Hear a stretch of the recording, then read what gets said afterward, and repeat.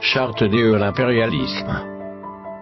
La présente charte a été élaborée à Washington pendant la traite négrière, ensuite discrètement négociée à la conférence de Berlin en 1885, pendant que les puissances occidentales se partageaient l'Afrique.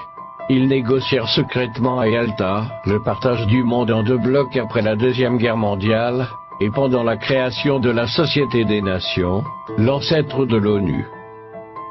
Disposition générale. Article 1. Devise de l'impérialisme. Gouverner le monde et contrôler les richesses de la planète. Notre politique est de diviser pour mieux régner, dominer, exploiter et piller pour remplir nos banques et faire d'elles les plus puissantes du monde. Article 2. Aucun pays du tiers-monde ne constitue un État souverain et indépendant. Article 3. Tout pouvoir dans les pays du tiers-monde émane de nous, qui l'exerçons par la pression sur les dirigeants qui ne sont que nos marionnettes. Aucun organe du tiers-monde ne peut s'en attribuer l'exercice. Article 4. Tous les pays du tiers-monde sont divisibles, et leurs frontières déplaçables selon notre volonté. Le respect de l'intégrité territoriale n'existe pas pour le tiers-monde. Article 5. Tous les dictateurs doivent mettre leur fortune dans nos banques pour la sécurité de nos intérêts. Cette fortune servira de dons et crédits accordés par nous comme assistance, et d'aide au développement aux pays du tiers-monde. Des régimes politiques. Article 6. Tout pouvoir et gouvernement établi par nous est légal, légitime et démocratique. Mais tout autre pouvoir ou gouvernement qui n'émane pas de nous est illégal, illégitime et dictatorial, quelle que soit sa forme et sa légitimité. Article 7. Tout pouvoir qui oppose la moindre résistance à nos injonctions, perd par le fait même sa légalité, sa légitimité et sa crédibilité.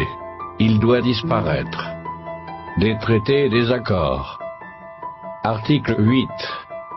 On ne négocie pas les accords et les contrats avec les pays du tiers-monde, on leur impose ce qu'on veut, et ils subissent notre volonté.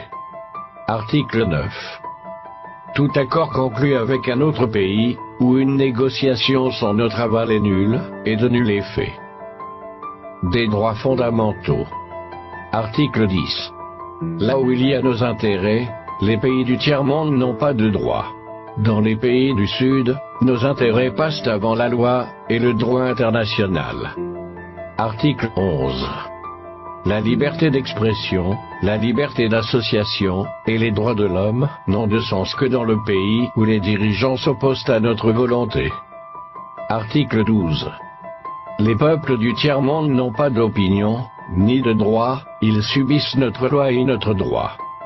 Article 13. Les pays du tiers-monde n'ont ni culture ni civilisation, sans se référer à la civilisation occidentale. Article 14. On ne parle pas de génocide, de massacre ni de crimes de guerre ou de crimes contre l'humanité dans les pays où nos intérêts sont garantis, même si le nombre des victimes est très important. Des finances publiques. Article 15. Dans les pays du tiers-monde, nul n'a le droit de mettre dans leur banque un montant d'argent au-dessus du plafond que nous avons fixé. Lorsque la fortune dépasse le plafond, on la dépose dans l'une de nos banques pour que les bénéfices retournent sous forme de prêts ou d'aide économique au développement en espèces ou en nature.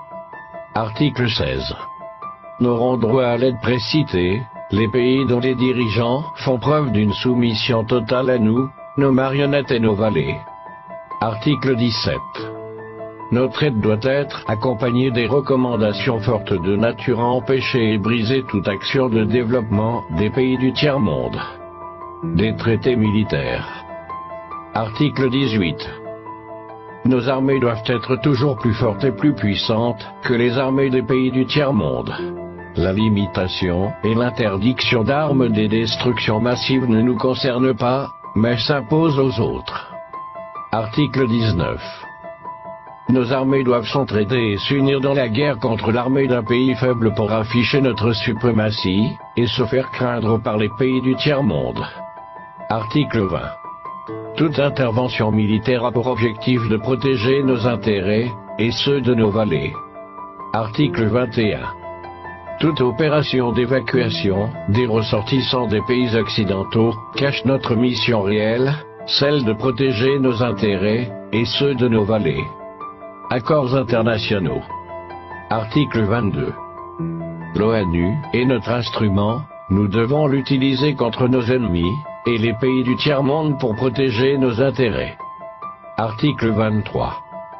Notre objectif est de déstabiliser et détruire les régimes qui nous sont hostiles et installer nos marionnettes sous la protection de nos militaires sous la couverture des mandats des forces de l'ONU. Article 24. Les résolutions de l'ONU sont des textes qui nous donnent le droit et les moyens de frapper, de tuer et de détruire les pays dont les dirigeants et les peuples refusent de se soumettre à nos injonctions sous la couverture des résolutions du Conseil de sécurité de l'ONU. Article 25. Notre devoir est de maintenir l'Afrique et d'autres pays du monde dans le sous-développement, la misère, la division, les guerres, le chaos pour bien les dominer, les exploiter et les piller à travers les missions des Nations Unies. Article 26.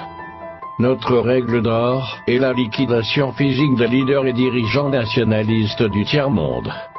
Article 27.